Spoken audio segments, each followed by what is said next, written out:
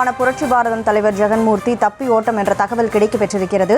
காதல் திருமணம் செய்து வைத்தது தொடர்பான ஆட்கடத்தல் வழக்கில் விசாரிக்க போலீசார் முன்னதாக அவரது வீட்டிற்கே வந்து விசாரணை மேற்கொண்டிருந்தார்கள்.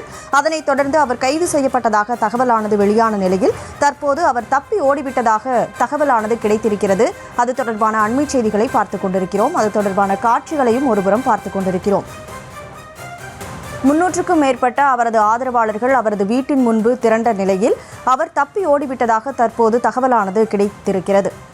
காதல் திருமணம் செய்து வைத்தது தொடர்பான ஆட்கடத்தல் வழக்கு தொடர்பாக திருவள்ளூர் டிஎஸ்பி தமிழரசி முன்னதாக அவரிடம் விசாரணை மேற்கொள்வதற்காக பூந்தமல்லியில் இருக்கக்கூடிய அவரது வீட்டிற்கு வந்திருந்தனர்.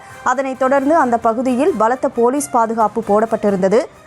கூடுதல் விவரங்களோடு தற்போது செய்தியாளர் முரளி இணைப்பில் இருக்கிறார். முரளி வணக்கம். ஜெகன்மூர்த்தி தப்பி ஓடிவிட்டதாக தகவல் கிடைக்கப்பெற்றிருக்கிறது. என்ன நடந்தது? முழு விவரங்களை வழங்கலாம். வணக்கம். திருவள்ளூர் மாவட்டம் கலாம்பாக்கத்தைச் சேர்ந்த இளைஞர் ஒருவர் தேனி மாவட்டத்தைச் சேர்ந்த பெண்ணை காதலித்து திருமணம் செய்திருக்கிறார். இந்த திருமணம் தொடர்பாக அந்த இளைஞருடைய சகோதரர் கடத்தப்பட்டிருந்தார். இந்த கடத்தல் வழக்கில் பெண்ணின் தந்தை மற்றும் உறவினர்கள் உட்பட 3 பேரை திருவாலங்காடு போலீசார் கைது செய்து சிறையில் அடைத்திருந்தார்கள். இந்த கடத்தல் விவகாரத்தில் பூவை ஜெகன்மூர்த்தியார் அவருடைய தலையீடு தொடர்பாகவும் அதே போன்று இதற்கெல்லாம் இந்த கடத்தலுக்கு மூளையாக செயல்பட்டதும் தெரிய வந்தது. இந்த நிலையில் முதல் தகவல் அறிக்கையில் அதாவது FIR-இல் பூவை ஜெகன்மூர்த்தியாருடைய பெயரும் சேர்க்கப்பட்டிருக்கிறது.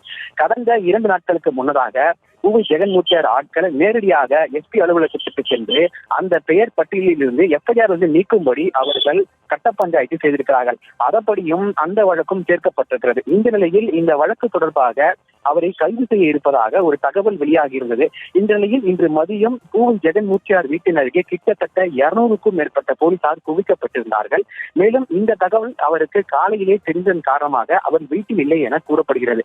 மேலும் அவரை கைது செய்ய இருப்பதாக போலீசார் தெரிவித்த சூழ்நிலையில் ஆவடி கூடுதல் ஆணையர் பவானி, அதே போன்று திருவள்ளூர் SP, அதே போன்று ஆவடி SP அனைவரும் இந்த இடத்திற்கு வந்து அவரை கைது செய்ய இருப்பதாக ஒரு தகவல் தெரிவித்திருந்தார்கள். இந்த நிலையில் அவர் மீது வழக்கும் பதிவு செய்யப்பட்டிருக்கிறது. அதாவது அந்த இளைஞருடைய சகோதரரை கடத்தப்பட்டதாக அந்த வழக்கு இவர் மீது பதிவு செய்யப்பட்டிருக்கிறது. மேலும் இந்த விவகாரத்தில் அவர் கட்ட பஞ்சாயத்து செய்ததாகவும் கூறப்படுகிறது. அதன் அடிப்படையில் அவர் மீது தற்பொழுது வழக்கு பதிவு செய்யப்பட்டிருக்கிறது. மேலும் அவரை எப்பொழுது வேண்டுமானாலும் கைது செய்யலாம் என போலீசார் தெரிவித்திருக்கிறார்கள். இந்த நிலையில் தற்பொழுது அவர் வீட்டில் இல்லை எனவும் அதே போன்று போலீசார் 200க்கும் மேற்பட்ட போலீசார் குவிக்கப்பட்ட நிலையில் தற்பொழுது அவர் இதே பகுதியில் தலைமறைவாக இருப்பதாகவும் ஒரு தகவல் வெளியாகி இருக்கிறது. இந்த நிலையில் அவருடைய கட்சி தொண்டர்கள், அதாவது புரட்சி பாரதம் கட்சியை சேர்ந்த தொண்டர்கள் 500க்கும் மேற்பட்டோர் இந்த இடத்தில் கூடியிருந்தார்கள். மேலும் போலீசாரும் அதே போன்று தனிப்படை போலீசார், அதிரடிப்படை போலீசார் அனைவரும் இந்த இடத்தில் கூடியிருந்தார்கள். இந்த நிலையில் அவரை தற்பொழுது கைது செய்யவில்லை என ஆவடி கூடுதல் ஆணையரும் அதே போன்று உயர் அதிகாரிகள் தகவல் தெரிவித்திருக்கிறார்கள். இந்த நிலையில் தற்பொழுது போலீசார் அனைவரும் கலைக்கப்பட்டிருக்கிறார்கள். இதனையடுத்து இந்த விவகாரம் தொடர்பாக அவரை விரைவில் கைது செய்ய இருப்பதாகவும் போலீசார் தற்பொழுது தகவல் தெரிவித்திருக்கிறார்கள்.